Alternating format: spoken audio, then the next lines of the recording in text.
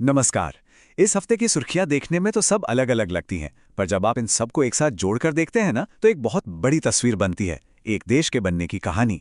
वैश्विक मंच पर बनती साझेदारियों से लेकर देश के अंदर की आर्थिक और पर्यावरण से जुड़ी चुनौतियों तक, हर खबर इस कहानी का एक बहुत जरूरी हिस्सा है।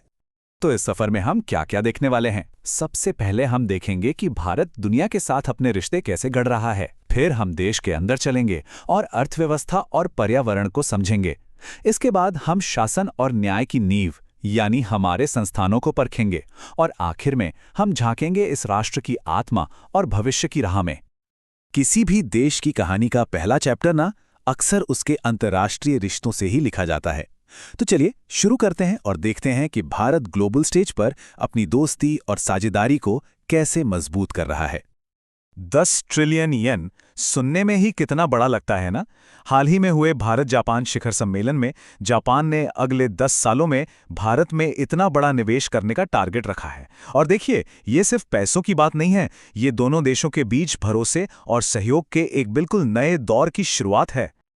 और ये पार्टनरशिप सिर्फ पैसों तक ही सीमित नहीं है, इसका दायरा तो बहुत ही बड़ा है। इसमें सिक्योरिटी से लेकर एआई जैसी फ्यूचर टेक्नोलॉजी तक सब शामिल है। सबसे मजेदार बात तो नेक्स्ट जनरेशन मोबिलिटी पार्टनरशिप है। जरा सोचिए, अगले 5 सालों में 5 लाख लोग दोनों देशों के बीच आएंगे जाएंगे। ये दिखाता है कि ये रिश्ता अब सिर्फ सरकारों का नहीं बल्कि लोगों का भी बन रहा है।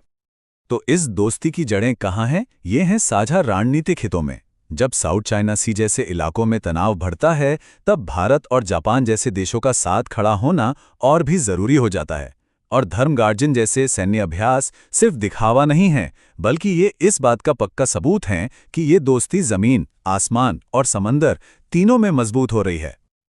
अच्छा, बाहर की दुनिया में तो रिश्ते बन रहे हैं, पर देश के अंदर क्या चल रहा है? क्योंकि एक राष्ट्र को अंदर से भी तो मजबूत होना पड़ता है। तो चलिए अब देश के भीतर झांकते हैं और देखते हैं कि इसकी इकोनॉमी का इंजन कैसे चल रहा है और विकास और पर्यावरण के बीच बैलेंस बनाने में क्या चुनौतियां आ रही हैं। हमारे खेतों में ना एक चुपचाप सी क्रांति हो रही है, और ये चार्ट वही कहानी बताता है। आरबीआई के मुताबिक बागवानी यानी फल, सब्जियां और फूल अब खेती से होने वाली कुल कमाई का 1/3 हिस्सा रखती हैं। मतलब बागवानी अब सिर्फ खेती का एक छोटा सा हिस्सा नहीं, बल्कि हमारी कृषि अर्थव्यवस्था का एक नया ग्रोथ इंजन बन चुकी है। लेकिन इस चमकती तस्वीर के पीछे कुछ बड़ी परेशानियां भी छिपी हैं। सोचकर देखिए, सही स्टोरेज न होने की वजह से हर साल लगभग 1.5 ट्रिलियन रुपए की फसल बर्बाद हो जाती है। और टमाटर, प्याज, आलू की कीमतें जो कभी आसमान छूती हैं तो कभी जमीन पर आ जाती हैं, उसका असर तो हम सबकी रसोई के बजट पर पड़ता ही है। अब ये एक बड़ी दिलचस्प कहानी है, कैसे कभी कभी एक अच्छा इरादा भी उल्टा पड़ सकता है। कोनोकार्पस पेड़ को शहरों को हरा भरा करने के लिए लगाया गया था। ये सुंदर था, जल्दी बढ़ता था और इसे ज्यादा देखभाल की जरूरत नहीं थी। लेकिन अब एक्सपर्ट्स इसे हरा रेगिस्तान बुला रहे हैं, क्योंकि ये स्थानीय पेड़ पौधों को खत्म करता है, जमीन का सारा पानी सोख लेता है और एलर्जी भी फैलाता है। नतीजा, अब इस पर बैन लगाने की बात हो रही है। विकास और पर्यावरण के बीच के संतुलन की जब बात आती है, तो वन अधिकार का मुद्दा सबसे ऊपर आता है। 2006 में वन अधिकार अधिनियम एक ऐतिहासिक कदम था। मकसद था जंगलों में रहने वाले समुदायों के साथ हुए अन्याय को सुधारना और उन्हें उनके हक वापस देना। इरादा तो बहुत नेक था, पर जमीनी हकीकत वो थोड़ी अलग है, जैसा कि एक नई यूएनडीपी रिपोर्ट बताती है। रिपोर्ट के हिसाब से कई राज्यों में तो हाल ये है कि छोटी मोटी कागजी गलतियों या खराब रिकॉर्ड की वजह से हजारों लोगों के दावे खारिज हो रहे हैं। विभागों के बीच तालमेल की कमी और सुस्त रवैये का नतीजा ये है कि ये क्रांतिकारी कानून असल में उन लोगों तक पहुंच ही नहीं पा रहा जिनके लिए इसे बनाया गया था। तो फिर इसका हल क्या है? खैर, यूएनडीपी ने कुछ रास्ते सुझाए हैं। सबसे बड़ा सुझाव ये है कि वन अधिकार धारकों को सरकारी योजनाओं में एक अलग पहचान दी जाए और उनके लिए सीधा फंड तय हो। इससे होगा ये कि बिचौलिए खत्म होंगे और मदद सीधे उन तक पहुंचेगी जिन्हें इसकी सबसे ज्यादा जरूरत है।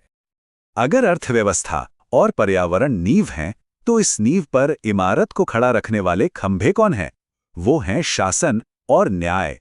चलिए अब इन खंभों की मजबूती को परखते हैं। लोकसभा स्पीकर की ये बात बिल्कुल 100% सही है। संसदीय समितियां लोकतंत्र की रीढ़ हैं। ये वो जगह है जहां संसद का असली काम होता है, कैमरों की चकाचौंध से दूर, जहां मुद्दों पर गहरी और बिना किसी पक्षपात के बहस होती है। आप इन्हें एक तरह की मिनी पार्लियामेंट समझ सकते हैं। यहाँ सत्ता पक्ष और विपक्ष के सांसद साथ बैठकर कानूनों की बारीकी से जांच करते हैं और सरकार के हर 1 रुपए के खर्च का हिसाब मांगते हैं। यही वो जमीन तैयार होती है जहां मुश्किल से मुश्किल मुद्दों पर भी आम सहमति बन पाती है। अब बात करते हैं शासन के दूसरे बड़े स्तंभ यानी हमारी न्यायपालिका की। हाल ही में 2 नए जजों की नियुक्ति हुई और इसके साथ ही सुप्रीम कोर्ट अपनी पूरी 34 जजों की क्षमता से काम करने लगा है। ये नियुक्तियां कॉलेजियम सिस्टम के जरिए हुई, जो जजों की नियुक्ति के लिए नाम सुझाता है। आखिर में एक देश सिर्फ अपनी नीतियों या कानूनों से नहीं बनता, वो बनता है अपने लोगों से, अपनी विरासत से और भविष्य के सपनों से। और इसी महान विरासत की एक जीती जागती मिसाल हैं मेजर ध्यानचंद। राष्ट्रीय खेल दिवस पर हम सब हॉकी के जादूगर को याद करते हैं। 3 ओलंपिक गोल्ड मेडल्स। उनका जीवन अनुशासन और सच्ची खेल भावना की एक ऐसी मिसाल है जो आज भी लाखों लोगों को प्रेरणा देता है। तो विरासत से प्रेरणा लेकर अब भविष्य के लक्ष्यों पर नजर डालते हैं। राज्य ऊर्जा दक्षता सूचकांक एक ऐसा ही आईना है। ये इंडेक्स असल में राज्यों के बीच एक कंपटीशन जैसा है, ये देखने का कि कौन ऊर्जा बचाने में सबसे बेहतर काम कर रहा है, ताकि सभी एक दूसरे से सीखकर और बेहतर कर सकें। तो इस साल की दौड़ में कौन आगे रहा? देखिए, फ्रंट रनर्स कैटेगरी में महाराष्ट्र सबसे आगे है। वहीं आंध्र प्रदेश, असम और त्रिपुरा ने भी अपनी अपनी कैटेगरीज में बहुत अच्छा काम किया है। ये सिर्फ एक रैंकिंग नहीं है, ये दिखाती है कि देश का हर कोना अब एनर्जी बचाने के महत्व को समझ रहा है, जो एक सस्टेनेबल भविष्य के लिए बहुत जरूरी है। तो जब हम इन सारे धागों को एक साथ पिरोते हैं, जापान से दोस्ती, खेतों में उगती नई ताकत, जंगलों में हक की लड़ाई, संसद के अंदर का काम और ऊर्जा बचाने की होड़, तो भारत के भविष्य की कैसी तस्वीर सामने आती है? ये एक बड़ा सवाल है और इसका जवाब हम सबको मिलकर सोचना है।